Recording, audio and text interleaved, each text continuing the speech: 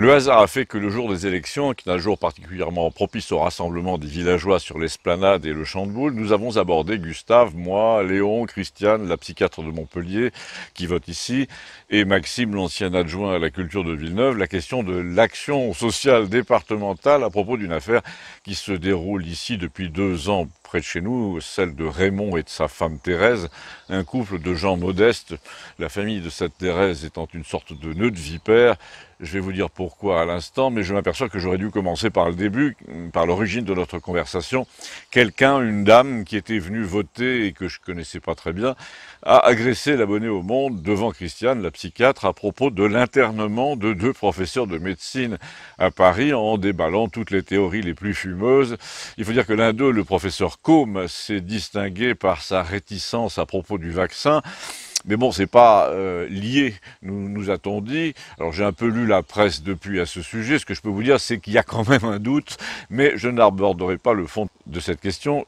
Je me contenterai d'observer, comme l'a fait Gustave, sur un ton accusateur qui n'a pas épargné Christiane, qu'en France, en ce moment, on interne les gens de force un peu facilement, comme sous Brejnev et Andropov en Union soviétique. Et il a dit, c'est quand même la marque des régimes politiques complètement tarés de prétendre que les opposants relèvent de la psychiatrie. En tout cas, a-t-il conclu, pour couper court à une polémique à ce sujet, on voit une fois de plus qu'il y a 2 poids 2 mesures, puisque Raymond et Thérèse, là, nos 2 villageois de Saint-Julien voisin de Campagnol, sont eux aussi aux prises avec la sœur complètement folle de Thérèse depuis 2 ans, et que là, les services départementaux brillent par une inexistence totale. Donc voilà notre vrai sujet du jour, le cas de ces malheureux, ce couple de 75 ans, métier modeste, l'un ancien facteur, elle aide familiale à la retraite tous les 2. La mère de madame meurt donc il y a 3 ans. Le partage a lieu dans les règles. On attribue des espèces aux uns, des terrains aux autres. Et au couple de Raymond et Thérèse, le notaire attribue une maison, la maison familiale, une maison modeste avec un petit jardin. Et la sœur de Thérèse, que nous appellerons Antoinette, habitait sur place depuis 10 ou 20 ans, logée, nourrie par ses parents, jamais rien foutu de sa vie entière, toujours aux soins des services sociaux. Mais il est entendu chez le notaire, avec son accord évidemment, qu'elle ira dans un appartement à Villeneuve, ou une maison de pré-retraite quelconque, car elle est dépressive. Il y a aussi un fils dans le tableau nommé Albert, un cinglé ingénieur qui menace tout le monde de procès tout le temps, parce qu'il faut dire que dans cette famille rôde le gène de la domination narcissique, du moi-je. La mère morte était une autoritaire, son fils Albert un contremaître cinglé, marié 3 fois, haï par ses enfants. La sœur Antoinette est donc devenue une sournoise hyper parano qui voit des ennemis partout et qui s'incruste dans une maison qu'elle n'a pas héritée, mais dont elle a fait changer les serrures, et où elle prétend que des voleurs cherchent tout le temps à s'introduire. C'est là qu'en décrivant les symptômes de cette Antoinette, on est obligé de conclure que la puissance publique, si rapide à coffrer en service de psychiatrie des professeurs de médecine qui disent du mal du vaccin, se montre vraiment très très paresseuse quand une personne ordinaire comme ça pourrit la vie de son entourage jusqu'à provoquer parfois des crimes de sang. Ça arrive, on l'a vu 10 fois récemment dans des affaires conjugales sur lesquelles je ne reviens pas. Après quoi la gendarmerie vous dit toujours on ne pouvait pas intervenir tant qu'il n'y a pas eu passage à l'acte, etc. Eh bien si, apparemment, quand on voit comment certaines personnes sont internées contre leur gré, parfois à la demande de leur employeur ou sur dénonciation d'un vague neveu, on est stupéfait que des gens comme cette Antoinette, qui, elle, passe son temps dans les services sociaux du département, chez les psychologues, les avocats, les services du logement HLM, et qui dit et qui fait n'importe quoi, passe complètement inaperçue des services psy du département de la justice aussi. Vous allez me dire, c'est pas parce qu'elle veut rester dans une maison qu'elle n'a pas hérité qu'elle est folle, mais je vous dirais que ça va beaucoup plus loin et que les services sociaux sont au courant, mais qu'ils s'en foutent. Des exemples, tu en as, a dit l'abonné au Monde. Oui, oui, ça vient, a répondu Gustave. Donc, en ce jour d'élection départementale, Gustave a parlé d'abord des gens qui veulent pratiquement vous faire la peau à domicile et qu'on laisse faire, alors que parallèlement, on interne d'autres gens dont le seul tort est d'avoir publié des articles ou fait de la médecine à base de plantes. Nous avons eu ici, il y a 20 ans, un gros cinglé, mais vraiment gros, qui a déplacé 2 fois les gendarmes pour leur faire constater que des chats volaient et explosaient en vol, en flammes, les soirs d'été. Et croyez-vous que ce type ait été interné? Ben, pas du tout. Il s'est présenté sur une liste municipale, figurez-vous, et personne à la gendarmerie ou à la préfecture ou dans les services de psychiatrie du département n'est venu dire « Non, non, désolé, c'est pas possible qu'un type qui fait des mains courantes sur les chats qui volent veuille être conseiller municipal. Alors, Gustave nous a dit, ça fait sourire, mais quand on pense qu'avec le petit Cédric, par exemple, cette fois il y a eu mort d'homme, on rigole déjà moins.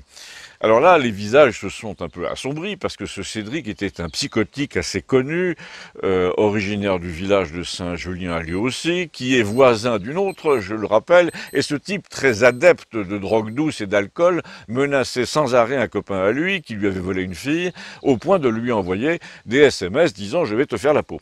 Des SMS que l'autre montrait évidemment immédiatement aux gendarmes, lesquels disaient tant qu'il n'a rien fait, on ne peut pas intervenir. Et donc la psychiatre non plus, contrairement là encore à ce qui se passe pour les opposants au régime, parce que quand on y réfléchit, le professeur Raoult pourrait très bien être à son tour interné de force pour avoir dit du mal du vaccin ou de Véran, hein, au point où nous en sommes, rien n'est impossible. En tout cas, dans l'affaire du jeune Cédric de Saint-Julien, par chez nous, là, il y a 2 ans, ce qui s'est passé, c'est que ce jeune homme a envoyé un SMS supplémentaire à sa victime, un dernier, en disant cette fois, je vais te faire la pause, c'est le jour J, j'arrive. Et il y est allé en effet à 7 heures du matin, il a coupé l'électricité et le téléphone, il est monté dans l'escalier avec un couteau long comme ça, et le copain, lui, a pris un fusil de chasse à toute allure et il l'a tué carrément dans l'escalier. Pour une fois, c'est donc l'agresseur qui a laissé sa vie, ce n'est pas encore jugé, mais ce qu'on voit, pour revenir au cas de notre folle Antoinette, c'est que tous les signes avant-coureurs dans cette affaire ont été négligés, parce que la puissance publique préfère faire interner les professeurs de médecine, une fois encore, plutôt que les gens qui déraillent pendant plusieurs années. Antoinette, par exemple, dépense toute sa pension de retraite chez des voyantes, par courrier.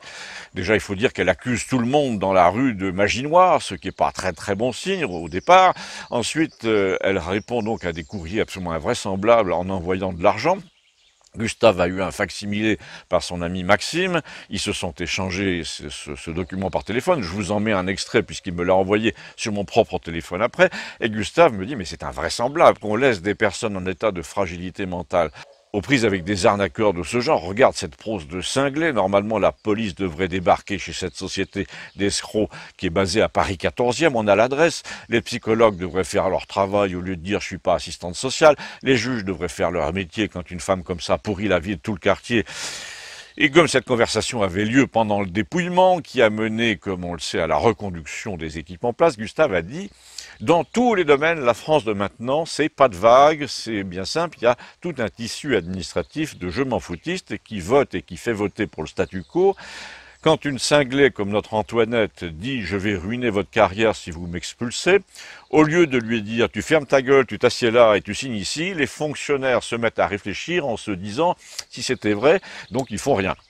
Ils font semblant de ne pas voir le calvaire enduré par l'entourage, ils font semblant de trouver normal que des folles comme ça dépensent 300-400 € par mandat postal auprès de voyantes qui ne sont en fait que des programmes informatiques pour la plupart qui alignent des phrases toutes faites. Le tout pour ces malades en réclamant l'APL et toutes sortes de prestations sociales en parallèle, évidemment, tout en faisant changer les serrures d'une maison qui ne leur appartient pas, tout en envoyant des lettres anonymes à tout le quartier. Et là, chacun a défendu son métier. La psychiatre Christiane a dit « heureusement, nous faisons quand même notre métier, c'est la justice qui est mal faite ». Et Léon, de son côté, a dit « il ne faut pas confondre une attention portée au monde spirituel, à la bienveillance des morts, au paranormal, à toutes les choses qui relèvent de la compréhension intuitive de l'univers, et puis ces fous-là qui, au contraire, détractent le mécanisme des horloges ». Et là, Gustave, commentant soudain les résultats de l'élection locale qui venait de tomber et les estimations nationales, a dit, en voyant arriver le maire tout haut, là, pour qu'il l'entende, c'est normal qu'il reconduise les gens, c'est le même principe que ce qu'on disait tout à l'heure. Quand tu entends le parti des crocodiles de la vie publique française, issu du gaullisme, qui dit, nous sommes encore le premier parti de France, et qui n'ajoute pas, on est le parti qui a arrosé le plus longtemps, qui a fait nommer des obligés partout, qui a obtenu des appartements pour la sœur de la nièce ou le cousin du beau-frère, le parti qui s'entend avec ses adversaires pour garder le pouvoir sur les budgets, sur les archives surtout. Nous sommes le parti qui repousse les élections de 3 semaines, mais qui n'est pas foutu de faire envoyer les bulletins chez les gens. Moi, j'ai rien reçu, a dit Gustave, personne n'a rien reçu au village. Tu reçois toutes les pubs Super U dans ta boîte, mais les professions de foi pour les élections, 0, alors que tu les payes. Comme contribuable, tu les payes. Nous sommes le parti qui fait interner les gens qui gênent les puissants, mais qui laisse courir tous ceux qui empoisonnent la vie des humbles. Et là, Gustave a dû s'expliquer immédiatement auprès du maire, qui ne savait pas de qui nous parlions, et qui a paru soulagé quand on lui a dit que c'était Raymond et Thérèse de Saint-Julien, là, puisque c'était pas sa commune. Gustave lui a répondu, et dit donc, du con, là, c'est quand même toi sur l'affiche qui brigue la présidence du conseil départemental. Même si c'est pas ta commune, c'est quand même ton département. Ce sont des services départementaux. Cette femme qui squatte la maison de sa sœur, qui fait changer les serrures, qui paye pas les impôts locaux, qui les laisse payer par d'autres, qui ne vient pas aux convocations des assistantes sociales, qui dépense sa retraite misérable en voyante par correspondance, qui refuse les appartements qu'on lui propose, qui écrit des lettres de dénonciation partout, qui a gardé son permis de conduire alors qu'elle passe jamais la troisième, qui accuse ses voisins d'être sataniques. Cette femme relève des services sociaux et psychiatriques du département et juridiques, d'un département que tu es appelé à diriger, mais comme c'est à Saint-Julien et que c'est pas ta commune, ça ne t'intéresse pas. En tout cas, dit le maire, je ne suis pas travailleur social. Tu n'as qu'à en parler à mon adjoint. Oui, la réalité, a dit Gustave, ça te dépasse. Quand il n'est pas question de ton orgueil, de ton budget, de ta voiture de fonction, tu vois plus rien. Gustave était assez remonté. Par exemple, a-t-il dit, si tu te retournes un peu, tu verras un autre sujet de discussion. Qu'est-ce que tu vois derrière toi, là? Un boîtier France Télécom, a dit l'autre. Tu vois un connecteur orange dans un coffre en fibre de verre usé avec à l'intérieur des centaines de fils de toutes les couleurs. Et tu vois une ficelle bleue en plastique au sommet. C'est moi qui l'ai nouée encore ce matin après l'orage. Et tu sais pourquoi? Parce que le boîtier France Télécom, comme tu dis, était grand ouvert, le couvercle était dans l'herbe, comme chaque jour de grand vent depuis 2 ans, avec toutes les connexions téléphoniques exposées à la pluie. Et là, le maire a osé dire, mais ça regarde Orange, ça me regarde pas moi. Alors, en tant qu'élu local, ça te regarde pas ce que fait Orange. Et le maire a répondu, de toute façon, tu vois le boîtier carré à côté, là, c'est la fibre. Bientôt, ces problèmes de ligne à l'ancienne seront terminés. Sauf que les gens n'en veulent pas chez eux de ta fibre. Et le maire a murmuré, mais ils feront comme on leur dit. Et Gustave a glapé, oui, en somme, c'est comme pour le vaccin, n'est-ce pas? Ils n'auront pas le choix. Mais vous allez voir, ça va pas se passer comme ça. Si, c'est tout vu, a dit le maire. Là, je suis élu au conseil départemental depuis 1 heure, et là, tu n'y peux rien. Non, tu n'as rien vu du tout, a dit Gustave. Tu as été élu par 15% des gens déjà, et la seule raison pour laquelle tu te maintiens, c'est que tu as arrosé les petits chefs autour de toi de subventions et d'avantages piqués sur les impôts des pauvres. D'ailleurs, tu vas honorer des mecs déguisés avec un tablier et une chaîne en argent 1 fois par trimestre. Tu choisis sur appel d'offres complètement bidonné toutes les entreprises qu'on te conseille en haut lieu pour les travaux du département, et tu maintiens à leur poste des gens qui ne foutent strictement rien quand une femme déraille, comme la fameuse Antoinette, et menace ses voisins. Donc tu vas te retrouver à la rue en moins d'1 an, parce que ça s'appelle une révolution. Et là, Gustave s'est tourné vers Léon pour lui demander en quelque sorte la confirmation de tout ça en tant que devin, mais l'abonné au Monde est intervenu entre-temps et nous a fait le coup du respect dû à l'élu, en disant tu devrais mesurer tes propos, à qui tu parles, que diable. Et il a parlé de dignité républicaine. Alors moi j'ai carrément bouffé devant cette contradiction dans les termes, mais Gustave s'est encore plus fâché contre le maire.